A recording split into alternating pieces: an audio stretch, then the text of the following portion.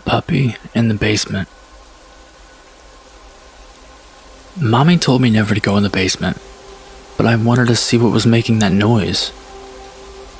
It kind of sounded like a puppy, and I wanted to see the puppy. So I opened the basement door and tiptoed down a bit. I didn't see a puppy, and then Mommy yanked me out of the basement and yelled at me. Mommy had never yelled at me before, and it made me sad and I cried.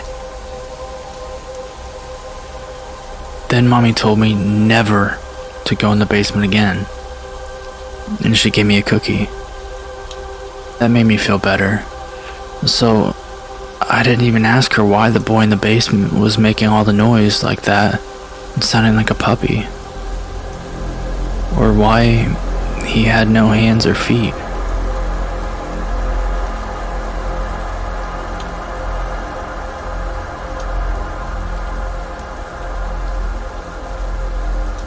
When my daughter was 2, I found her twirling paper towel tubes tied with twine in the air.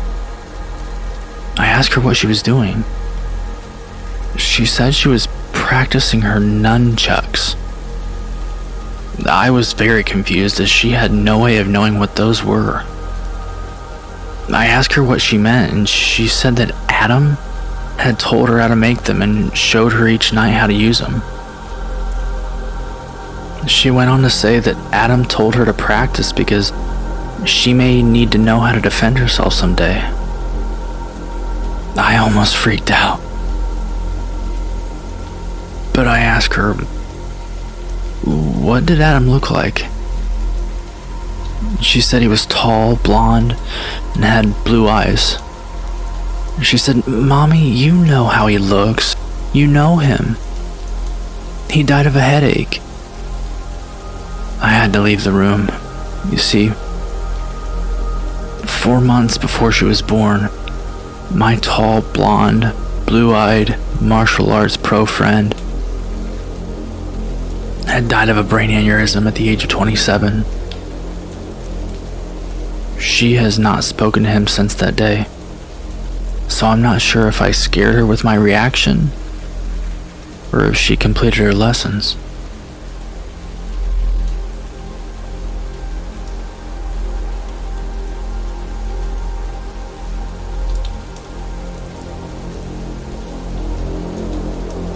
I begin tucking him into bed, and he tells me, Daddy, check for monsters under my bed. I look underneath for his amusement and see him, another him, under the bed, staring back at me, quivering and whispering,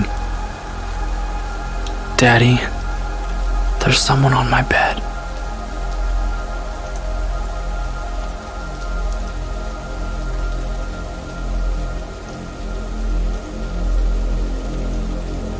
When my sister Betsy and I were kids, our family lived for a while in a charming old farmhouse.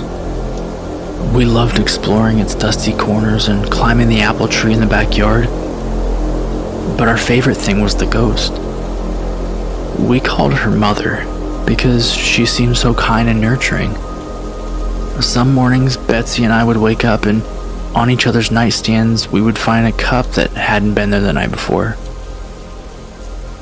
Mother had left them there, worried that we'd get thirsty during the night.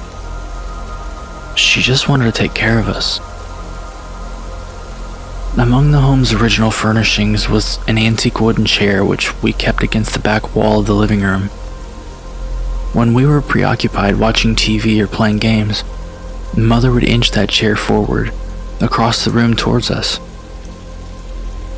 Sometimes she'd manage to move it all the way to the center of the room.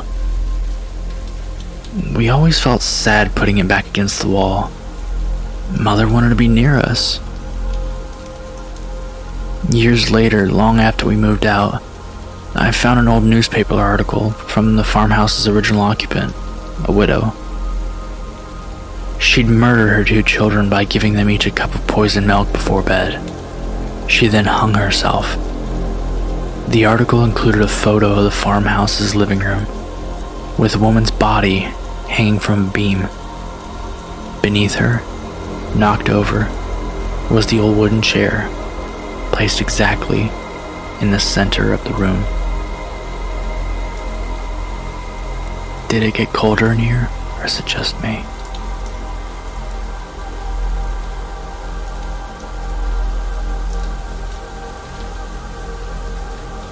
Last night, a friend rushed me out of the house to catch the opening act of a local bar's music night. After a few drinks, I realized my phone wasn't in my pocket. I checked the table where we were sitting at, the bar, the bathrooms, and after no luck, I used my friend's phone to call mine. After 2 rings, someone answered, gave out a low, raspy giggle, and hung up. They didn't answer again. I eventually gave it up as a lost cause and headed home. I found my phone laying on my nightstand, right where I left it.